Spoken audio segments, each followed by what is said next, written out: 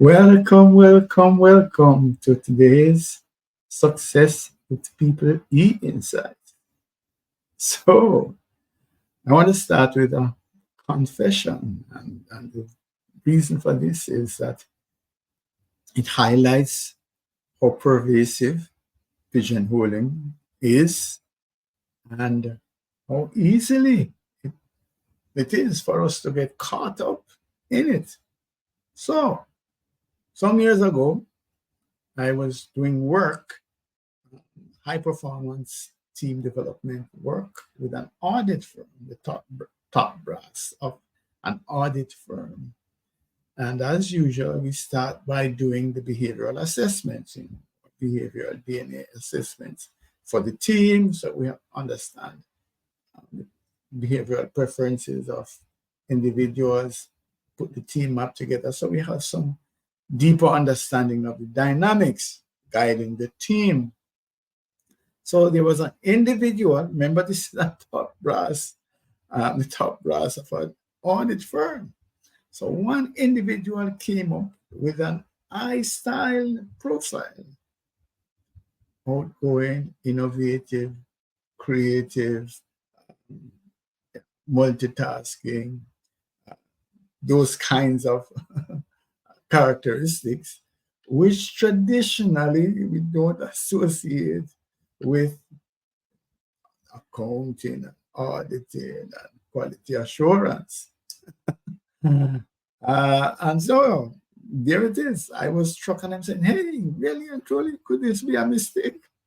So I spoke with the lady and she said, yeah, if you understand the audit processes, one has to plan the audits, and there's creativity in how you gather the information. And that's part of what is appealing to her. So what I'm saying there is that I should know better.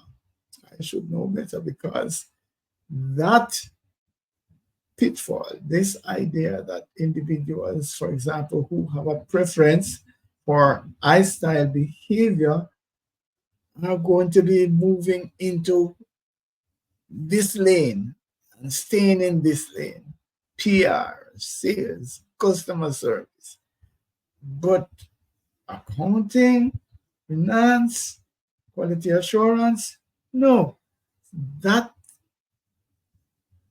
is why we're having this discourse this evening, because that is one way to cripple people. That's one way that pigeonholing is really, really bad for individuals, bad for the team. Right. So let's be formal and introduce myself. I'm Trevor E.S. Smith.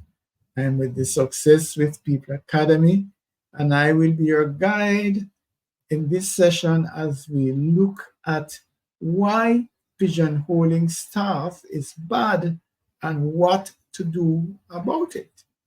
This is another edition of the Success with People Insights. So that's the context. And by the way, I started out by looking at the I style, but pigeonholing takes place with D style, S style, and C style.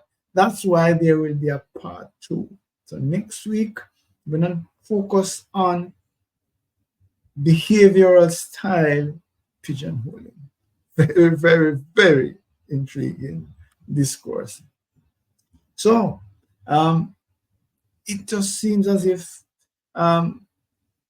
nobody cares about it, though. I mean, how many articles are we seeing about it? How many, is there a lot of social media comments about it? Do we hear people screaming to say, hey, I am being pigeonholed? What happened? And so it seems as if those who are being pigeonholed seem to be going along with it. However, we like to examine issues that are important but may not be on the front page. All right. So let's look at pigeonholing from a different perspective. Let us start in the home, right? Because basically, maybe that is what happened to me, why I went head first into the pitfall of saying, hey, how could you be my style and the top rung of an audit firm? Maybe it started in the home. So cast your mind to a family environment where the child is always, mother says, go and do this, and they talk their way around it. Punishment is coming up, and somehow glib, really good with the lyrics, if you want to say that. Mama said, all right, man, you go on. You're going to be a lawyer. That's it. So another one is there, they get the toy today, and by tomorrow it's, all the pieces are pulled apart, ask a lot of questions, and you say, okay, fine, this boy is going to be an engineer or a scientist. Yeah. So we understand the concept. That's pigeonholing. If you were to carry it through to the final analysis, where at the end of the day, the parent is saying, no, this is what you have to do. And they choose the subjects and push them along the line. That happens, by the way, which is sad.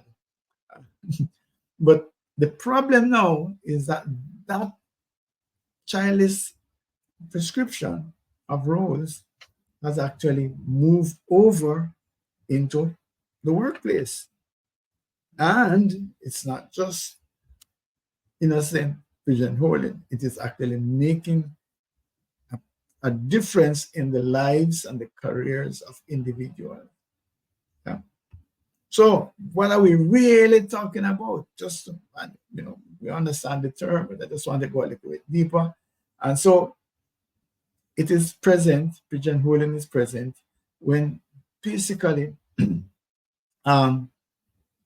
we challenge it, we're challenging, yeah. We're putting people in lanes, yeah, and so this is your lane, stay in your lane. And the lanes that we put them in are influenced by our perception. Yeah, this person seems to get along well with people, have a nice personality. Okay, we're gonna put them in the frontline task, etc. Doesn't matter whether that individual really wants to serve in other areas or to have a career in other areas. That's what we're talking about. So we can double down in terms of pigeonholing when we set up expectations. Here is a job that we have. All right, so let's let's pause right here and let's look at it. If we're looking at someone who is going to be doing that diagnostics, medical diagnostics, right? Do you have in mind the kind of mindset, the kind of personality that the individuals who will fill that role will have? Yes, you do. So that's part of it. So that is another way in which pigeonholing can take place. So when we are interviewing for the job, we are kind of sizing up the applicants to say, nah, I don't think that you will be a good fit based on your personality or some other factor. That then could lead, because that then can become entrenched, because if the hiring policy is guided along those lines, then you're going to end up with staffing that's structured like that. You're going to have people who are like this doing this kind of work, and people who are like that doing that kind of work. Is it wrong? I don't know, right or wrong. I'm only saying that it can be a straitjacket for an individual who might actually want to have a career that runs counter to the perception of their career. So if you were pigeonholed, for example, um, as a frontline individual, somebody who can just get along with people and so on, um, you might not be taken seriously when you want to make a contribution with respect to accounting or finance. You know, so that's where the problem is. That is why I believe that this is important to not just put people into boxes and leave it at that, because the box that they're put the individual in might not be big enough for them, in that they have more potential than where you're placing them. So there's, surprisingly, I went online to look at whether anybody has researched this, and there's a significant body of research there. So I pulled from this one, Dobbin and Caleb. What you're saying is that, and most of the work that is being done is sort of lumping pigeonholing under diversity, which it is. So what you're saying is that traditional diversity training doesn't fully address this whole, some of the biases that lead to pigeonholing. And I'm just going to read this, please, if you don't mind. Managers often pigeonhole employees into roles based on stereotypical assumptions about their capabilities, which can severely limit their career. That's my point. Career advancement. These biases are not effectively countered by traditional diversity training, which tends to focus on compliance rather than genuine behavioral change. As a result, talented individuals are routinely overlooked for leadership positions, leading to a homogeneous leadership structure that stifles innovation and growth. So yeah, that's where you have this group then of leaders who are thinking the same way, behaving the same way. I am tired of being asked in workshop, team building, high performance teamwork, how you do, as to whether this kind of individual can do leadership or this other kind can be leaders. And so we have a mindset as to what kind of behavioral styles are a good fit for being leaders. But the reality is that is not true. We have leaders that are successful using various behavioral styles. So why am I bothering? Because there are some harmful effects of pigeonholing. One of them is, of course, that people are excluded from roles that they could potentially perform very well.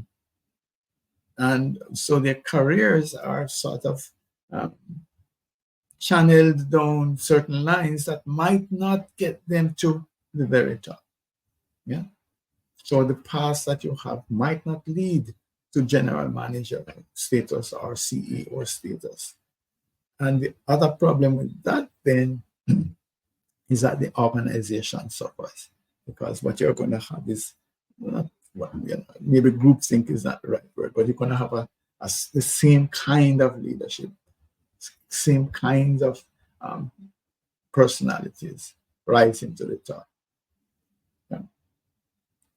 The other thing would be also that by essentially silencing or not providing platforms for individuals to contribute outside of your perception of their strengths or where they are supposed to be.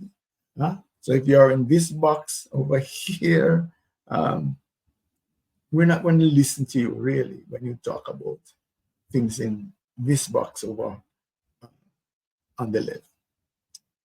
So that's where the problem is. And then, of course, once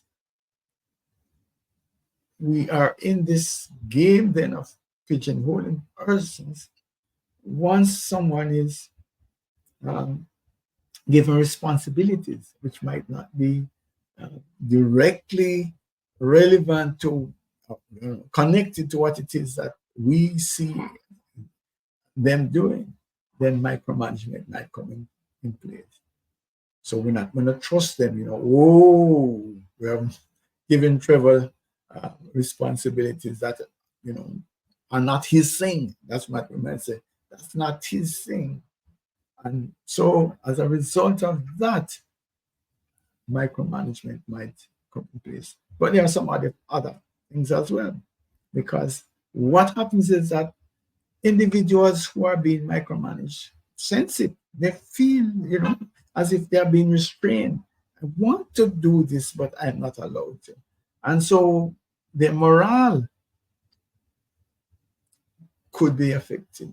And they might just feel, you know, disengaged.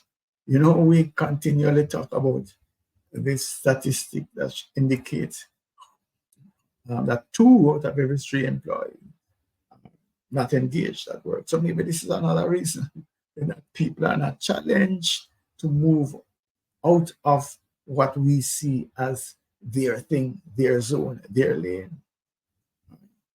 And of course, they might actually decide then to move on and to go and seek employment somewhere else so that maybe they have an opportunity to function in other areas and broaden their talent. The thing as well is that when you restrict people to specific lanes, uh, you're not getting the benefit of this melting pot of ideas. And so creativity, problem solving, all of those things are actually uh, being suppressed, and the organization will lose resilience, lose opportunities to grow faster than they are. And then, of course, the whole question of the tension in teams, and of course, resentment. Why am I not given this opportunity? Yeah. How come I never ever called to do this or do that? And here is a job opening, promotion. I'm not even allowed. Well, I wouldn't say that allowed, but I know I don't stand a chance of getting the promotion because that's not my thing. That's not my strength. That's not the lane that I'm in. I don't know if this is concerning to you, but it is a major challenge for many. And so, as I mentioned earlier, in part 2, we're going to actually look at the 4 primary behavioral styles and to look at how they are pigeonholed and the impact on the organization. So initially, people were pigeonholed basically on the basis of gender. We have that big fight, we're women, certain roles, that's not you. But of course, now we see that those barriers are being crossed. Same thing with ethnicity, that again, people were barred because of race. So what happens now? Or maybe it is just that we're starting to dig into this now, is that we are seeing the same kind of discrimination, which is basically what it is, in terms of your behavioral preference. And I suppose the one that is most abused, discriminated against, is individuals who have this lifestyle, this creativity, this bursting of energy, want to connect and have a fun view of life, but very, very productive. And if channeled properly, would have the creativity and the innovation and the capacity to achieve significant goals. But they're shut out and given us given limited opportunities, right, to strike out. And so we want to address this whole issue then of pigeonholing based on behavioral styles. Next week, we get there. Um, what can we do though?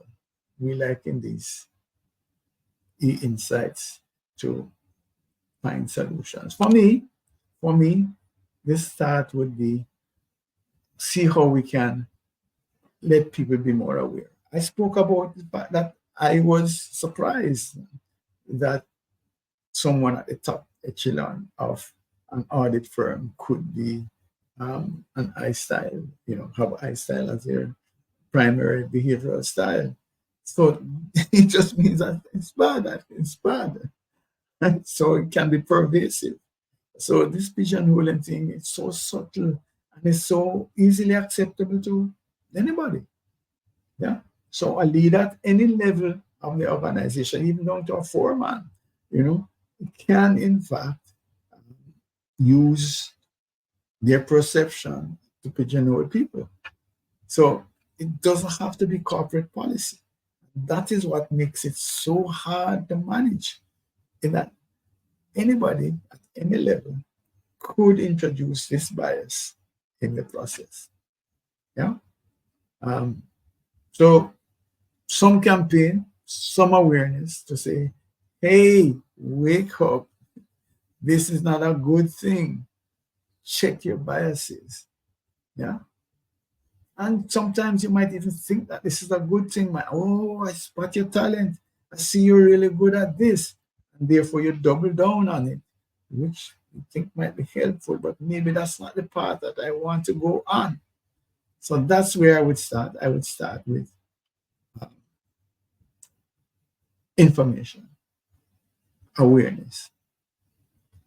The other one, and this is big, big, big, and I have to declare that interest for this slide, for example, is from our e-competency framework 2.0, which is an electronic competency framework. But don't be distracted by that. Why competency frameworks could be useful. They have to be dynamic. So, all the staff would have to have it.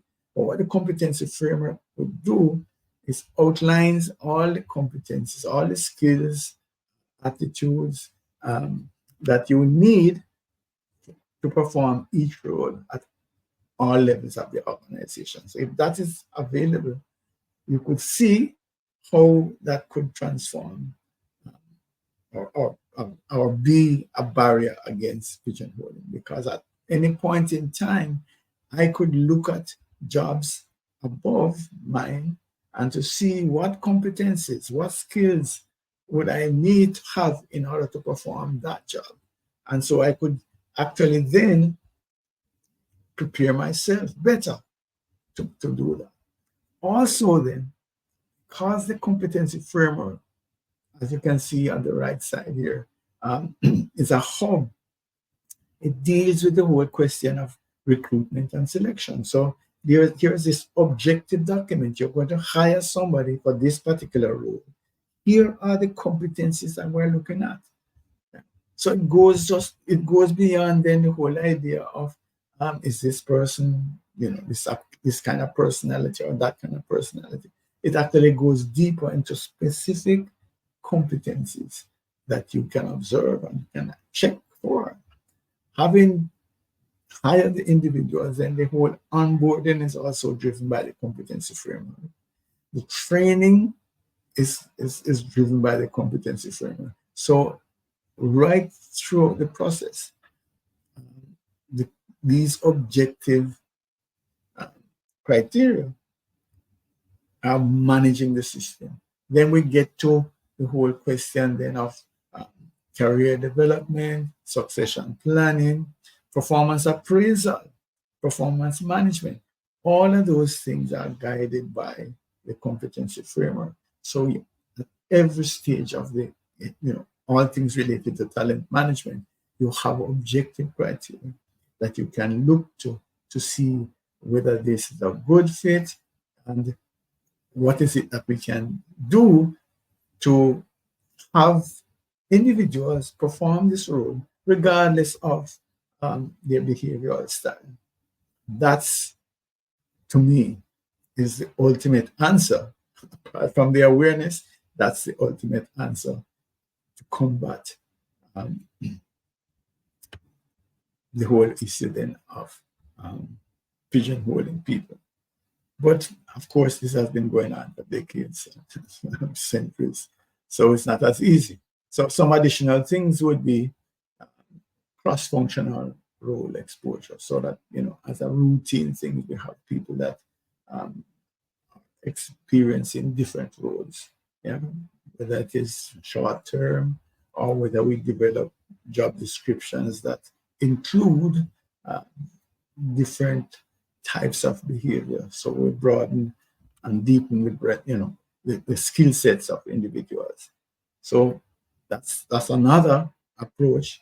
And then here's one again that works well, and that's creative mentorship.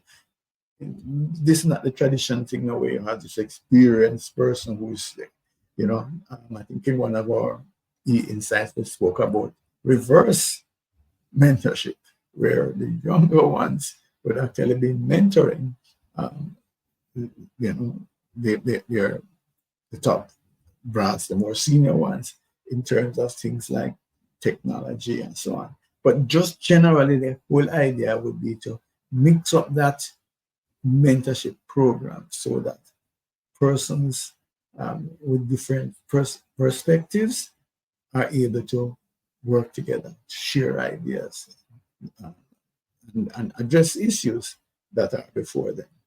That's another very good one if we shake up our mentorship programs. And it all comes back down also to training. Just have to train our leaders to identify when pigeonholing is creeping into the process, and what to do about it, how to avoid it, and work to create an environment in which everybody has a voice. You talk about a safe space, but also a way to say the direction in which you'd like your career to go. Those are important things. Yeah. So, so that basically is what I wanted to share. The key then is to understand that pigeonholing is real. It is impacting lives and the organization negatively. It's more pervasive than you might think.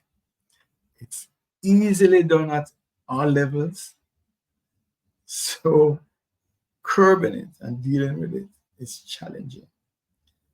We're suggesting that awareness, really and truly calling it out and letting people know what it is and what it is doing is important. We are suggesting that you use a competency framework or something that plays that role, so that there's objective um, guidelines as to what it is that we would want in a role. And then the other thing would be then things like changing up your mentorship program and having um, cross-functional exchanges and, of course, training. So hopefully you'll be here next week when we talk about, uh, my gosh, discrimination or pigeonholing of individuals based upon their behavioral preferences. Big discourse. Uh, as usual, I'm inviting you to have a conversation.